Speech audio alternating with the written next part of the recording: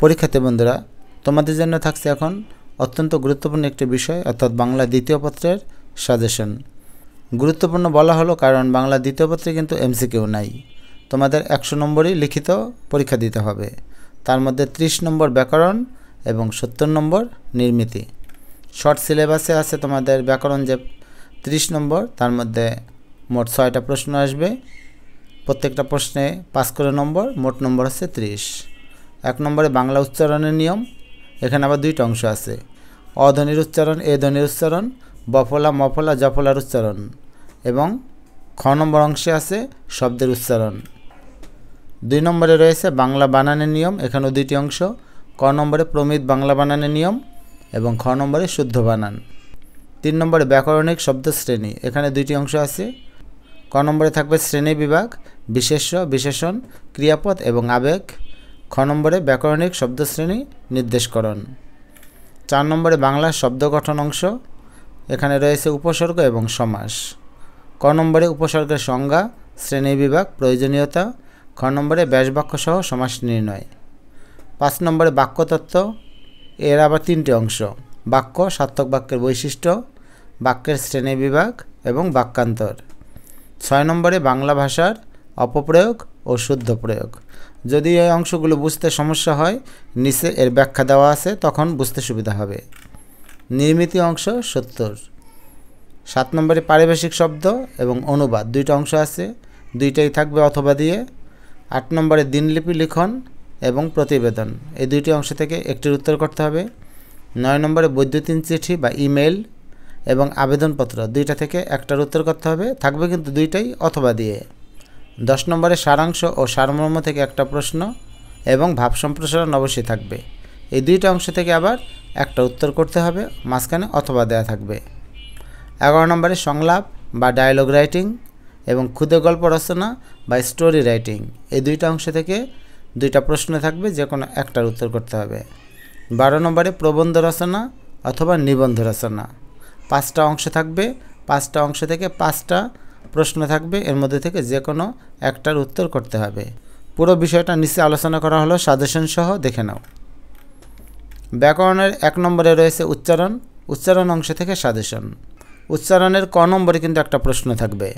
এখানে যে 4টা প্রশ্ন আছে, এই 4টা প্রশ্ন থেকে একটা প্রশ্ন অবশ্যই কমন পড়বে, যে কোনো বোর্ডে থাকো না কেন।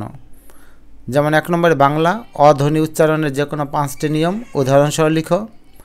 2 নম্বরে বাংলা এ ধ্বনি উচ্চারণের যে কোনো 5টি নিয়ম উদাহরণসহ লিখো। 3 নম্বরে উচ্চারণ রীতি কাকে বলে, বাংলা উচ্চারণে 5টি নিয়ম লিখো। 4 নম্বরে মফলা বফলা অথবা জফলা, এই উচ্চারণে 5টি নিয়ম লিখো। ক নম্বরে তো প্রশ্ন থাকলোই, এর অথবা হিসাবে খ নম্বরে থাকবে যে কোনো 5টি শব্দের সঠিক উচ্চারণ লিখো। বিষয়টা এমন, এখানে যে 8টি শব্দ দেওয়া আছে, এই 8টি শব্দের মধ্যে যে কোনো 5টি শব্দের সঠিক উচ্চারণ তোমাদের লিখতে হবে। এগুলোর জন্য আলাদা সাজেশন এবং উচ্চারণগুলি কিভাবে লিখতে হয় পরের ভিডিওতে তা দিয়ে দেব। মূলত ক নম্বরে যে প্রশ্নগুলো এবং খ নম্বরে যা যা থাকতে পারে তার জন্য আলাদা একটা ভিডিও থাকবে। 2 নম্বরে আসবে বানান। বানান অংশের একইভাবে ক নম্বরে থাকবে প্রশ্ন। এখানে যে 3টা প্রশ্ন দিলাম তার মধ্যে থেকে একটা অবশ্যই থাকবে, এবং খ নম্বরে অথবা দিয়ে থাকবে যে কোনো 5টি শব্দের শুদ্ধ বানান লিখো। ক নম্বরের প্রশ্নগুলো হলো, বাংলা একাডেমি প্রণীত বাংলা বানানে 5টি নিয়ম লিখো। বাংলা বানানে হ্রস্ব ইকার ব্যবহারে 5টি নিয়ম লিখো। বাংলা বানানের নিয়ম অনুসারে তৎসম বা অতৎসম শব্দের যে কোনো 5টি নিয়ম উদাহরণসহ লিখো। খ নম্বরে যে 5টি শব্দের শুদ্ধ বানান লিখো, এটা এভাবে আসবে। 8টা শব্দ দেয়া থাকবে, ভুল বানান দেয়া থাকবে, তার মধ্যে থেকে 5টি বানান তোমাদের শুদ্ধ করে লিখতে হবে। এখানে নম্বর হচ্ছে 5। ব্যাকরণ অংশে 3 নম্বরে থাকবে ব্যাকরণিক শব্দশ্রেণী। এখানেও একইভাবে ক নম্বরে প্রশ্ন আসবে। এই যে 5টা প্রশ্ন আছে, এর মধ্যে থেকে অবশ্যই কমন পড়বে। 1 নম্বরে আবেগ শব্দ কাকে বলে, উদাহরণসহ আবেগ শব্দের শ্রেণী বিভাগ আলোচনা করো। 2 নম্বরে বিশেষ্য পদ বলতে কি বুঝো, বিশেষ্যের শ্রেণী বিভাগ আলোচনা করো। 3 নম্বরে ক্রিয়াপদ কাকে বলে, ক্রিয়াপদের শ্রেণী বিভাগ আলোচনা করো। 4 নম্বরে বিশেষণ কাকে বলে, বিশেষণের গঠনগত প্রকারভেদ আলোচনা করো। এবং 5 নম্বরে ব্যাকরণিক শব্দশ্রেণী কাকে বলে, কত প্রকার ও কী কী উদাহরণসহ লিখো। প্রথম 4টা বেশি গুরুত্বপূর্ণ, 5 নম্বরটা একটু কম গুরুত্বপূর্ণ। ক নম্বরে তো একটা প্রশ্ন থাকবেই, আর অথবা দিয়ে খ নম্বরে এটা থাকতে পারে, ব্যাকরণিক শব্দশ্রেণী নির্ণয় করো। উদাহরণটা দেখো, এখানে 8টা লাইন দেওয়া থাকবে এবং প্রত্যেকটা লাইনে একটা করে শব্দের নিচে আন্ডারলাইন করা থাকবে। এখন এখানে আছে তুমি যে আমার কবিতা। এই তুমি এই পদটা কী ধরনের পদ বা কী ধরনের ব্যাকরণিক শব্দশ্রেণী, তোমরা এটা পুরাটা তুলবা না, তোমরা শুধু তুমি এই কথাটা লিখে হাইফেন দিয়ে লিখবে এটা সর্বনাম। একইভাবে আমাদের ছোটো গায়ে ছোটো ছোটো ঘর, ছোটো ছোটো নিচে দাগ দেওয়া আছে, তাহলে ছোটো ছোটো কী ধরনের পদ বা কী ধরনের ব্যাকরণিক শব্দশ্রেণী তুমি লিখবে বিশেষণ। এখানে যে 8টা আছে এর মধ্যে থেকে যে কোনো 5টা তোমাদের লিখতে হবে খ নম্বরে। আবার খ নম্বরে এটাও আসতে পারে, পুরো একটা প্যাসেজ বা অনুচ্ছেদ দেওয়া থাকবে এবং প্রশ্ন করা হবে নিচের অনুচ্ছেদ থেকে 5টি বিশেষণ পদ চিহ্নিত করো। এখানে পুরো প্যাসেজের মধ্যে কোনো আন্ডারলাইন করা থাকবে না, বিশেষণ পদ তোমাদের খুঁজে বের করতে হবে। তোমাদের পরীক্ষার খাতায় ঠিক এভাবে লিখবে উত্তর, এই 5টা যে শব্দ, এই 5টা শব্দ এখানে দেওয়া আছে বিশেষণ আকারে, তোমাদের খুঁজে বের করে এখানে লিখতে হবে। এখন খ নম্বরে কিন্তু 2টা অংশ আছে, এখানে একটা খ, এখানে একটা খ, 2টা কিন্তু আসবে না। এই 2টা থেকে যে কোনো একটা নিয়ম আসবে, আর ক নম্বরে তো অবশ্যই প্রশ্ন থাকবে। তার মানে তোমরা যদি ক নম্বরটা ভালো পারো তাহলে খ এর এই 2টা অংশ পড়তে হবে না, আর যদি ক এটা ভালো না পারো তাহলে খ এর 2টা অংশই পড়তে হবে। ব্যাকরণের 4 নম্বর অংশটি হচ্ছে বাংলা শব্দ গঠন। এই অংশ থেকে সাজেশন। একইভাবে ক নম্বরে কিন্তু একটা প্রশ্ন থাকবে, এখানে 6টা প্রশ্ন দেওয়া আছে, তার মধ্যে প্রথম 3টা প্রশ্ন সবচেয়ে বেশি গুরুত্বপূর্ণ সকল বোর্ডের জন্য, আর যদি সম্ভব হয় তাহলে সবগুলোই পড়ে ফেলবে। 5 নম্বরটা একটু কম গুরুত্বপূর্ণ। 1 নম্বরে উপসর্গ কাকে বলে? উপসর্গের অর্থবাচকতা নেই কিন্তু অর্থদ্যোতকতা আছে, আলোচনা করো। শব্দ গঠন বলতে কি বুঝো? কি কি উপায়ে শব্দ গঠিত হয় উদাহরণসহ লিখো। উপসর্গ কাকে বলে? উপসর্গের প্রয়োজনীয়তা কি? উপসর্গের শ্রেণী বিভাগ আলোচনা করো। প্র, পরি, অপ, সম, অতি এই 5টি উপসর্গের প্রয়োগ দেখিয়ে 5টি শব্দের উদাহরণ লিখো। এবং 6 নম্বরে সমাস কাকে বলে? সমাসের প্রয়োজনীয়তা আলোচনা করো। যারা ক নম্বরে প্রশ্ন এই অংশটা দিতে পছন্দ করো না বা এই অংশটা ভালো না লাগে, তাদের খ নম্বর অবশ্যই এটা দিতে হবে। ব্যাস বাক্য সহ সমাস নির্ণয় করো যে কোনো 5টি। এখানে যে 8টা শব্দ আছে না, এই 8টা শব্দই শুধু দেওয়া থাকবে, এর মধ্যে থেকে যে কোনো 5টির এই ব্যাস বাক্য সহ সমাসের নাম তোমাদের লিখতে হবে। এই অংশের সাজেশন, উত্তর, নিয়মকানুন বা ক্লাস অবশ্যই থাকবে পরের ভিডিওগুলোতে। ব্যাকরণের 5 নম্বরে থাকবে বাক্যতত্ত্ব। বাক্যতত্ত্বের ক নম্বরে থাকবে একটা প্রশ্ন। এখানে যে 3টা প্রশ্ন আছে তার মধ্যে থেকে একটা অবশ্যই থাকবে। একেবারেই ছোট্ট একটা সাজেশন, কিন্তু সারা বাংলাদেশে 9টা বোর্ড থাকতে পারে, কিন্তু এই 3টা প্রশ্ন থেকেই একটা প্রশ্ন আসবে। 1 নম্বরে বাক্য কাকে বলে? একটি সার্থক বাক্যের কী কী বৈশিষ্ট্য বা গুণ থাকা আবশ্যক উদাহরণসহ লিখো। বাক্য কাকে বলে? গঠন অনুসারে বাক্য কত প্রকার ও কী কী উদাহরণসহ লিখো। এবং 3 নম্বরে বাক্য কাকে বলে? অর্থের দিক থেকে বাংলা বাক্য কত প্রকার ও কী কী উদাহরণসহ লিখো। এখানে বাক্য কাকে বলে এটা কিন্তু প্রত্যেকটা প্রশ্নের সাথেই থাকবে, আর এর অথবা হিসাবে যা থাকবে সেটি হলো বাক্য পরিবর্তন করো যে কোনো 5টি। তোমরা ইংরেজিতে পড়েছিলে চেঞ্জিং সেন্টেন্স, সেই চেঞ্জিং সেন্টেন্সেরই বাংলা ভার্সন এটা। এখানে 8টা লাইন দেওয়া থাকবে, প্রত্যেকটা লাইনের ডান দিকে ব্র্যাকেটে লেখা থাকবে কি পরিবর্তন করতে হবে। যেমন দেশপ্রেমিককে সকলে ভালোবাসে, এটাকে নেতিবাচক করতে হবে। শিক্ষার্থী বন্ধুরা, এখানে অস্তিবাচক লেখা হয়েছে, আসলে নেতিবাচক বা নেগেটিভ করতে হবে, তাই নেগেটিভটা ইন্টারোগেটিভের মতো করে করতে হবে, ইংরেজির মতো। দেশপ্রেমিককে কে না ভালোবাসে? তারা নিয়মিত শিক্ষার্থী নয়। এখানে লেখা হয়েছে নেতিবাচক, আসলে এটা হবে অস্তিবাচক বা অ্যাফার্মেটিভ করতে হবে। তো অ্যাফার্মেটিভ করার জন্য এখানে লিখতে হবে তারা অনিয়মিত শিক্ষার্থী। শৈশবে তার বাবা মারা যান, এটাকে প্রশ্ন করতে হবে বা ইন্টারোগেটিভ, তাই লিখতে হবে শৈশবে কি তার বাবা মারা যাননি। এভাবে 8টার মধ্যে যে কোনো 5টার উত্তর দিতে হবে। এই অংশেরও সাজেশন, উত্তর, নিয়মকানুন তোমরা পেয়ে যাবে। 6 নম্বরে বাংলা ভাষার অপপ্রয়োগ ও শুদ্ধ প্রয়োগ। এই অংশ থেকে সাজেশন। ক নম্বরে থাকবে যে কোনো 5টি বাক্যের অপপ্রয়োগ শুদ্ধ করো, এবং খ নম্বরে থাকবে অনুচ্ছেদের অপপ্রয়োগগুলো শুদ্ধ করো। তো ক নম্বরে কীরকম প্রশ্ন থাকবে তার নমুনা এখানে দেয়া হলো। ক নম্বর অংশের নমুনা প্রশ্ন। এখানে যে অশুদ্ধ 8টা লাইন আছে, 8টা লাইনের মধ্যে যে কোনো 5টা লাইন শুদ্ধ করে লিখতে হবে। যেমন ক নম্বরে আছে সব ছাত্ররা উপস্থিত আছে, এই লাইনটা ভুল। উত্তর হবে সব ছাত্র উপস্থিত আছে। সব একটা বহুবচন, ছাত্রর একটা বহুবচন, দুইটা বহুবচন পাশাপাশি লেখা যাবে না, এই জন্য উত্তর লিখতে হবে সব ছাত্র। মূলত এভাবেই বিভিন্ন জায়গায় ভুল দেওয়া আছে। আজকে তো শুধু সাজেশন দিব, এই কারণে এই অংশটা আলোচনা করব না, পরের ভিডিওতে এটার উত্তর সাজেশন আলোচনা করব। আর 6 নম্বরের খ নম্বরের নমুনা প্রশ্নটা দেখো। ক নম্বরে যদি এভাবে লাইন বাই লাইন আসে, খ নম্বরে কিন্তু এভাবে প্যাসেজ আকারে বা অনুচ্ছেদ আকারে আসবে এবং উপরে লেখা থাকবে যে অনুচ্ছেদটাকে শুদ্ধ করে লিখো। তো খেয়াল করে দেখো, এখান থেকে এই পর্যন্ত যে প্যাসেজটা আছে এখানে 5টা জায়গায় ভুল দেওয়া আছে। কোথায় কোথায় ভুল দেওয়া আছে সেটা আমি নীলকালিতে ঠিক করে দিয়েছি। তো এই সংক্রান্ত সাজেশনে বিস্তারিত আলোচনা করব। এবার মূল বিষয়টাতে আমরা চলে আসি, সেটা হচ্ছে নির্মিতি অংশের সাজেশন, যেখানে 70 নাম্বার। নির্মিতি অংশের 7 নম্বর প্রশ্নে নম্বর হচ্ছে 10। এই অংশে ক নম্বরে আসবে পারিভাষিক শব্দ এবং খ নম্বরে আসবে অনুবাদ, মাঝখানে থাকবে অথবা। এই দুইটা থেকে যে কোনো একটার উত্তর করতে হবে। এখন ক নম্বরে যে পারিভাষিক শব্দ আসবে তার একটা নমুনা এখানে দেওয়া হলো।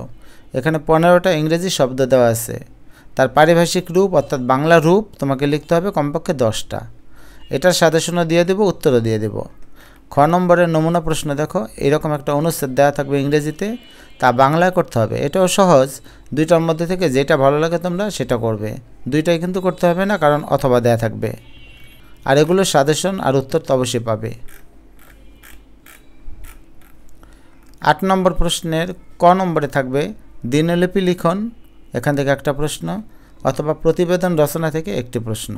আর দুইটার মাঝখানে অথবা দেয়া থাকবে, যেটা ভালো পড়ো সেটার উত্তর করবে।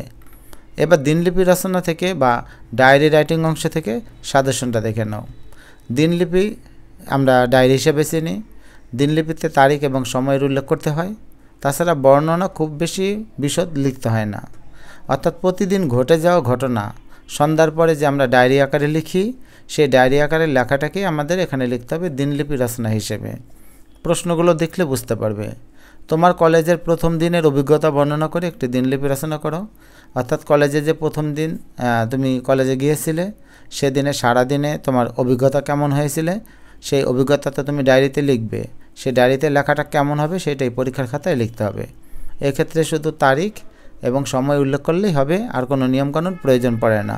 আর দিনলিপি কীভাবে লিখতে হয় সে সংক্রান্ত নিয়মকানুন এর ভিডিও একটা আমি দিব, আর দিনলিপির যে সাজেশন আজকে দিলাম তার উত্তরগুলো দিয়ে দিব। একটি গ্রাম্য মেলা বা বইমেলা দেখার অনুভূতি ব্যক্ত করে দিনলিপি রচনা করো। বাংলা নববর্ষ উদযাপন বসন্ত বরণের উপর একটি দিনলিপি রচনা করো। এখন অন্য যে কোনো অনুষ্ঠান উদযাপন বিষয়ে প্রশ্ন আসতে পারে। এসএসসি পরীক্ষার ফলাফল প্রকাশের দিনের একটি দিনলিপি রচনা করো। 21শে ফেব্রুয়ারি বিজয় দিবস, স্বাধীনতা দিবস, রবীন্দ্র জন্মজয়ন্তী, নজরুল জন্মজয়ন্তী ইত্যাদি উদযাপনের ঘটনা নিয়ে দিনলিপি লিখো। পদ্মা সেতু দর্শনের বা ভ্রমণের অভিজ্ঞতা বর্ণনা করে দিনলিপি লিখো।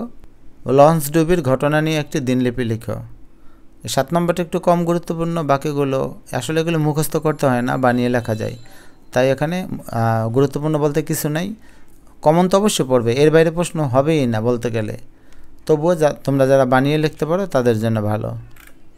প্রতিবেদন অংশ থেকে সাজেশন। অনেকেই আছো তোমরা দিনলিপি লিখবে না, তাদের জন্য প্রতিবেদন। আর যারা প্রতিবেদনকে ঝামেলা মনে করো তারা দিনলিপি দিবে, কারণ অথবা দেওয়া থাকবে, যে কোনো একটার উত্তর করতে হবে। তোমার কলেজ গ্রন্থাগার সম্পর্কে একটি অনুসন্ধানী প্রতিবেদন রচনা করো। যানজট একটি ভয়াবহ সমস্যা অথবা সড়ক দুর্ঘটনা শিরোনামে একটি প্রতিবেদন রচনা করো। নিত্য প্রয়োজনীয় দ্রব্যের মূল্যবৃদ্ধি শিরোনামে একটি প্রতিবেদন রচনা করো। খাদ্যদ্রব্যে ভেজাল মেশানো ও তার প্রতিকার বিষয়ে একটি প্রতিবেদন রচনা করো। কলেজে স্বাধীনতা দিবস ক্রীড়া প্রতিযোগিতা নববর্ষ উদযাপন বিষয়ে প্রতিবেদন তৈরি করো। কলেজের ছাত্রাবাসের বর্তমান অবস্থা বর্ণনা করে একটি প্রতিবেদন তৈরি করো। পদ্মা সেতু ঘুরে এসে একটি প্রতিবেদন তৈরি করো। ইন্টারনেট বা ফেসবুক অথবা গেমসের সুফল এবং কুফল সম্পর্কে একটি প্রতিবেদন তৈরি করো। 9 নম্বর প্রশ্নে আসবে ক নম্বরে বৈদ্যুতিন চিঠি, খ নম্বরে আবেদনপত্র। এই দুইটা থেকে যে কোনো একটার উত্তর করতে হবে, কারণ মাঝখানে অথবা দেওয়া থাকবে। বৈদ্যুতিন চিঠিকে আমরা ইমেল হিসেবে চিনি, খুবই সহজ। সাধারণ চিঠির মতোই, শুধু ইমেল লেখার যে নিয়মটা আছে সেই নিয়মটা প্রথমে লিখে বাকিটা সাধারণ চিঠির মতো লেখা যাবে। স্বাধীনতা দিবসের অনুষ্ঠানে আমন্ত্রণ জানিয়ে তোমার বন্ধুকে ইমেল প্রেরণ করো। বাংলা নববর্ষে শুভেচ্ছা জানিয়ে বন্ধুর নিকট একটি ইমেল দাও। বিশ্ব ভালোবাসা দিবস উপলক্ষে শুভেচ্ছা জানিয়ে প্রবাসী বন্ধুকে ইমেল পাঠাও। ইন্টারনেট মোবাইল ফোন ব্যবহারের কুফল ও সুফল সম্পর্কে পরামর্শ জানিয়ে ছোট ভাইকে বৈদ্যুতিন চিঠি লিখো। তোমার কলেজে অনুষ্ঠিতব্য সাহিত্য সাংস্কৃতিক অনুষ্ঠানে প্রধান অতিথি হিসেবে উপস্থিত থাকার আমন্ত্রণ জানিয়ে দেশ বরেণ্য ব্যক্তিত্ব বরাবর ইমেল তৈরি করো। দুর্ঘটনায় আহতদের সাহায্যার্থে জরুরি রক্তের প্রয়োজনীয়তার কথা জানিয়ে বন্ধুর নিকট একটি ইমেল লিখো। বন্ধুর পিতৃ বা মাতৃবিয়োগে সান্ত্বনা জানিয়ে একটি ইমেল লিখো। সম্প্রতি পড়া কোনো বই সম্পর্কে জানিয়ে বন্ধুকে একটি ইমেল লিখো। ক্লাসের পরিবর্তিত সময়সূচি অথবা পরীক্ষার পরিবর্তিত সময়সূচি জানিয়ে সহপাঠীদের প্রতি একটি ইমেল লিখো। হোটেল কক্ষ রিজার্ভ বা ট্রেনের টিকিট বুকিংয়ের জন্য ইমেল পাঠাও। এখানে হয়তো 10টা দেওয়া আছে, বেশি মনে হতে পারে। শিক্ষার্থী বন্ধুরা, বৈদ্যুতিন চিঠি বা ইমেল এগুলো তো আর মুখস্থ করার কিছু নেই, এগুলো অনেকে তোমরা আয়ত্ত করতে পারো, বানিয়ে লিখতে পারো, গুছিয়ে লিখতে পারো। তাই এখানে বেশি হলেও সমস্যা নেই, তবে এটা নিশ্চিত থাকো এর মধ্যে থেকে কমন পড়বে। আবেদনপত্র অংশ থেকে সাজেশন। আবেদনপত্র নাম শুনলে সহজ মনে হলেও এখানে 3টি অংশ আছে। দেখো, 1 নম্বরে শিক্ষা সফরে যাওয়ার অনুমতি চেয়ে অধ্যক্ষের নিকট আবেদন। করোনা ভাইরাসে আক্রান্ত হওয়ায় 14 দিনের ছুটি চেয়ে প্রধান শিক্ষকের নিকট আবেদন। আসলে এটা প্রধান শিক্ষক হবে না, অধ্যক্ষের নিকট হবে। তার মানে প্রথম 2টা হচ্ছে অধ্যক্ষের নিকট আবেদন, অর্থাৎ কলেজ আবেদন। 3 নম্বরে কোনো বাণিজ্যিক প্রতিষ্ঠানে হিসাবরক্ষক পদে অথবা অফিসার পদে অথবা বিপণন কর্মকর্তা পদে, ম্যানেজার পদে নিয়োগ লাভের জন্য আবেদন, অর্থাৎ চাকরির জন্য যে দরখাস্ত। 4 নম্বরে একটি মাধ্যমিক বিদ্যালয়ে সহকারী শিক্ষক পদে নিয়োগের জন্য আবেদন। 5 নম্বরে তোমার এলাকার আইন শৃঙ্খলা পরিস্থিতির অবনতির কথা জানিয়ে সংশ্লিষ্ট কর্তৃপক্ষের দৃষ্টি আকর্ষণ করে পত্রিকা প্রকাশের জন্য একটি পত্র। 6 নম্বরে তোমার এলাকার একটি রাস্তা সংস্কার সম্বন্ধে কর্তৃপক্ষের দৃষ্টি আকর্ষণ করে সংবাদপত্রে প্রকাশের জন্য একটি পত্র। তোমার এলাকায় বিদ্যুৎ বিভ্রাটের প্রতিকার চেয়ে সংবাদপত্রে প্রকাশের জন্য একটি পত্র। এবং নিত্য প্রয়োজনীয় দ্রব্যের মূল্য বৃদ্ধি রোধের জন্য সংশ্লিষ্ট কর্তৃপক্ষের দৃষ্টি আকর্ষণ করে পত্রিকা প্রকাশের উপযোগী একটি পত্র লিখো। এখানে 3 ধরনের পত্র দেখা গেল, প্রধান প্রিন্সিপালের নিকট, আর একটা হচ্ছে চাকরির জন্য, এবং সবার শেষে সংবাদপত্রে প্রকাশের জন্য। এখানে যে কয়টা দেওয়া হলো আশা করি এর মধ্যে থেকেই কমন পড়বে। 10 নম্বর প্রশ্নে আসবে ক নম্বরে সারাংশ অথবা সারমর্ম। 2টাই কিন্তু আসবে না, হয় সারাংশ আসবে অথবা সারমর্ম আসবে। এবং খ নম্বরে অবশ্যই ভাব সম্প্রসারণ আসবে, মাঝখানে অথবা দেওয়া থাকবে। তোমরা যদি সারাংশ সারমর্ম পড়ো তাহলে 2টাই কিন্তু পড়তে হবে, আর যদি ভাব সম্প্রসারণ পড়ো তাহলে এই 2টাই বাদ দেওয়া যাবে। সারাংশ যেগুলো গুরুত্বপূর্ণ তার মধ্যে 1 নম্বরে আজকের দুনিয়াটা আশ্চর্যভাবে অর্থের। আমি কিন্তু লাইনের শুরুটা লিখলাম, বাকি এখানে অনেক আছে, তোমরা লাইনের শুরুটা এভাবে দেখলে বুঝতে পারবে আমি কোনটাকে সাজেশন হিসেবে দিয়েছি। 2 নম্বরে মানুষের সুন্দর মুখ দেখে আনন্দিত হয়েও না। 3 নম্বরে স্বাধীন হওয়ার জন্য যেমন সাধনার প্রয়োজন। 4 নম্বরে প্রকৃত জ্ঞানের স্পৃহা না থাকলে 5 নম্বরে স্বাধীন হবার জন্য যেমন সাধনার প্রয়োজন। এটা 2বার লেখা হয়েছে, একবার পড়লেই হবে। কোনো সভ্য জাতিকে অসভ্য করার ইচ্ছা যদি কারো থাকে, সময় ও স্রোত কাহারও জন্য অপেক্ষা করে না, অতীতকে ভুলে যাও। এবং যে সারমর্মগুলো বেশি গুরুত্বপূর্ণ, দৈন্য যদি আসে আসুক, লজ্জা কি বাতা হে, সবারে বাসিব ভালো, ক্ষমা জেতা, ক্ষীণ দুর্বলতা, মরিতে চাহি না আমি, স্বাধীনতা স্পর্শমণি, জোটে যদি মোটে 1টি পয়সা, কোথায় স্বর্গ কোথায় নরক, বন্ধু বলিনি ঝুট, আমার একার সুখ সুখ নাই ভাই, তরুতলে বসে গাছ। তো এই গেল সারাংশ এবং সারমর্ম। এই 2টা থেকে কিন্তু একটা আসবে, পড়লে কিন্তু 2টাই পড়তে হবে। আর যারা ভাব সম্প্রসারণ অ্যান্সার করবা ভাবছো তাদের জন্য এগুলো গুরুত্বপূর্ণ। মানুষ বাঁচে কর্মের মধ্যে, বয়সের মধ্যে নয়, এটাকে এভাবেও লেখা যায়। কীর্তি মানে মৃত্যু নেই, গতি জীবন স্থিতিতে মৃত্যু, সুশিক্ষিত লোকমাত্রই স্বশিক্ষিত, স্বদেশের উপকারে নেই যার মন, কে বলে মানুষ তারে পশু সেই জন। স্বাধীনতা অর্জনে সে স্বাধীনতা রক্ষা করা কঠিন, সাহিত্য জাতির দর্পণ স্বরূপ, দুর্জন বিদ্বান হলেও পরিত্যাজ্য, স্বার্থমগ্ন যেজন বিমুখ, বৃহৎ জগৎ হাতে সে কখনো শেখেনি বাঁচিতে, অন্যায় যে করে প্রাণ থাকলে প্রাণী হয়, জ্ঞান যেখানে সীমাবদ্ধ। এখানে যে 10টা আছে 11টা আছে, আশা করি এখান থেকে কমন পড়বে। তবে তোমরা চেষ্টা করবে এই অংশটাকে আয়ত্ত করার, তাহলে যেখান থেকে আসুক না কেন দিতে পারবে। 11 নম্বর প্রশ্নে আসবে ক নম্বরে সংলাপ, যেটাকে আমরা বলি ডায়লগ রাইটিং, এবং খ নম্বরে ক্ষুদে গল্প রচনা বা স্টোরি রাইটিং। এখানে ডায়লগ রাইটিং বা সংলাপ কিন্তু অনেক সহজ, এখান থেকে সাজেশন দেখো। বাংলাদেশ ক্রিকেট দলের সম্প্রতি অর্জিত কোনো সাফল্য সম্পর্কে দুই বন্ধু সংলাপ, নারী শিক্ষার গুরুত্ব নিয়ে সংলাপ, বাল্যবিবাহ নিরোধের গুরুত্ব সম্পর্কে শিক্ষক ও শিক্ষার্থীর আলোচনা, বৃক্ষের প্রয়োজনীয়তা, পরীক্ষার পর ভবিষ্যৎ পরিকল্পনা, বৈশ্বিক উষ্ণতা বৃদ্ধি ও জলবায়ু পরিবর্তন, উচ্চশিক্ষা গ্রহণে আগ্রহী দুই বন্ধুর মধ্যে সংলাপ, বই পড়ার গুরুত্ব বা সম্প্রতি পড়া একটা বই সম্পর্কে দুই বন্ধুর মধ্যে সংলাপ, শিশু ও নারীর প্রতি সহিংসতা বিষয়ক শিক্ষক শিক্ষার্থীর সংলাপ, নিরাপদ সড়ক চাই অথবা সড়ক দুর্ঘটনা বিষয়ে সচেতনতা বিষয়ে দুই বন্ধুর সংলাপ, ফেসবুকের সুফল ও কুফল নিয়ে দুই বন্ধুর সংলাপ। সংলাপ বা ডায়লগ এতই সহজ যেগুলো আসলে পড়তে হয় না, তোমরা নিজের মতো করে বানিয়েও লিখতে পারবে। খ নম্বরে আসবে ক্ষুদে গল্প রচনা বা স্টোরি রাইটিং। এই ব্যাপারে কিন্তু আসলে সাজেশন কমন পড়ে না, কারণ ইসবের গল্প সহ অধিক পঠিত কিছু গল্প আছে, সেগুলো পড়তে পারো। তাছাড়া যে কোনো গল্পে শুরু দেয়া থাকবে, যেহেতু স্টোরি রাইটিং অর্থাৎ কমপ্লিটিং স্টোরি, তাই শুরু দেওয়া থাকবে। তাই গল্পটি যদি তোমার আলোচিত কোনো গল্প না হয়ে থাকে, তাহলে আর নতুন কোনো গল্প যদি হয়, তাহলে তুমি নিজের মতো করে গঠনমূলক একটা পরিণতি দিয়ে গল্পটাকে শেষ করবে। ফলে তোমার গল্পের সাথে আরেকজনের গল্পের মিল নাও হতে পারে, তাতে কিছু আসে যায় না। তবুও কয়েকটা গুরুত্বপূর্ণ গল্প এখানে দেওয়া হলো। মানুষ মানুষের জন্য বা প্রতিবন্ধী শিশুদের শিরোনামে একটা ক্ষুদে গল্প রচনা করো। 2 নম্বরে রক্তদানের পুণ্য শীর্ষক শিরোনামে গল্প রচনা করো। 3 নম্বরে রক্ত যারা ফাগুন এই শিরোনামে একটা ক্ষুদে গল্প লিখো। এটা আসলে 21শে ফেব্রুয়ারির কথা বলা হয়েছে। 4 নম্বরে আশায় বসতি শিরোনামে গল্প। 5 নম্বরে সাম্প্রদায়িক সম্প্রীতির মেলবন্ধন এই শিরোনামে গল্প। 6 নম্বরে বিপদে বন্ধুর পরিচয় শিরোনামে একটি গল্প। 7 নম্বরে শব্দ দূষণ অথবা পানি দূষণ এই শিরোনামে একটি ক্ষুদে গল্প। 8 নম্বরে আমার ছোট বোন এই শিরোনামে একটি ক্ষুদে গল্প। 9 নম্বরে আমার শৈশব স্মৃতি এই বিষয়ে একটি ক্ষুদে গল্প। এবং 10 নম্বরে স্বনির্ভরতার জন্য চাই ইচ্ছাশক্তি। এখানে যে 10টা দিলাম মনে হচ্ছে বেশি, আসলে যে কোনো গল্প তোমাকে বানিয়ে লিখতে হবে, তাই যে কোনো পরিণতি দিলেই গল্পটা শেষ হবে। 12 নম্বরে প্রবন্ধ অথবা নিবন্ধ। এর মধ্যে থেকে নম্বর আছে 20। তোমাদের পরীক্ষায় নিবন্ধ আসবে না, প্রবন্ধই আসবে। প্রবন্ধ মানে হচ্ছে যে কোনো একটা বিষয়ে, যেমন এখানে দেওয়া আছে অধ্যবসায়, এই অধ্যবসায় সম্পর্কে তুমি লিখবে কতগুলো প্যারাতে, শুধু পয়েন্ট উল্লেখ না করলেও চলবে, আর প্যারাগুলো হবে বড় বড়। প্রবন্ধের আবার 5টা অংশ আছে, কিন্তু এখানে যে ব্লু কালিতে আছে এই 5টা অংশ বোর্ড থেকে সিলেক্ট করে দিয়েছে। এই 5টা অংশ থেকে যে কোনো একটা অংশ তোমাদের অ্যান্সার করতে হবে, অর্থাৎ একটা মাত্র রচনা বা প্রবন্ধ অ্যান্সার করতে হবে। তোমাদের সম্পূর্ণটা না পড়লেও চলবে, যার যে অংশটা ভালো লাগে সেই অংশটা পড়লে কমন পড়ে যাবে। যেমন নৈতিকতা ও মূল্যবোধ, এই অংশটা এসে অধ্যবসায়, স্বদেশ প্রেম, শ্রমের মর্যাদা, আমার প্রিয় কবি বা ব্যক্তিত্ব। খ নম্বরে বিজ্ঞান ও প্রযুক্তি অংশ থেকে থাকবে দৈনন্দিন জীবনে বিজ্ঞান, কৃষিকাজে বিজ্ঞান, মানব কল্যাণে বিজ্ঞান, ইন্টারনেট, ডিজিটাল বাংলাদেশ, তথ্য প্রযুক্তি ও বাংলাদেশ, অথবা যে কোনো একটা আবিষ্কার দিয়ে বলবে যে টেলিভিশন বিজ্ঞানের বিষয় অথবা কম্পিউটার বিজ্ঞানের বিষয়, এভাবে একটা প্রশ্ন আসতে পারে।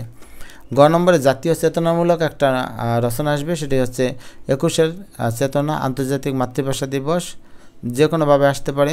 মুক্তিযুদ্ধ, নারী শিক্ষা, জাতীয় জীবনে মুক্তিযুদ্ধের চেতনা। ঘ নম্বরে শিল্প ও অর্থনীতি বিষয়ে প্রশ্ন হবে, বাংলাদেশের পোশাক শিল্প, বাংলাদেশের পর্যটন শিল্প, জাতীয় উন্নয়নে নারী সমাজের ভূমিকা, এবং সবার শেষে সাম্প্রতিক বিষয়, এখান থেকে একটা প্রশ্ন হবে।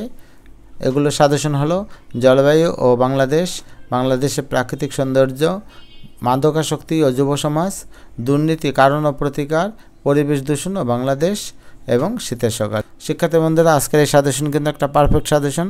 পরীক্ষার সময় এই সাজেশন আরও ছোটো করে দিব, তখন আরও কম রিভাইজ দিয়েও তোমরা কমন ফেলতে পারবে। তো পরে ভিডিওগুলোতে এই সাজেশনের উত্তরও তোমরা পেয়ে যাবে, তাছাড়া অন্যান্য বিষয়ের যে সাজেশন আর উত্তর এগুলো পেয়ে যাবে। ধন্যবাদ।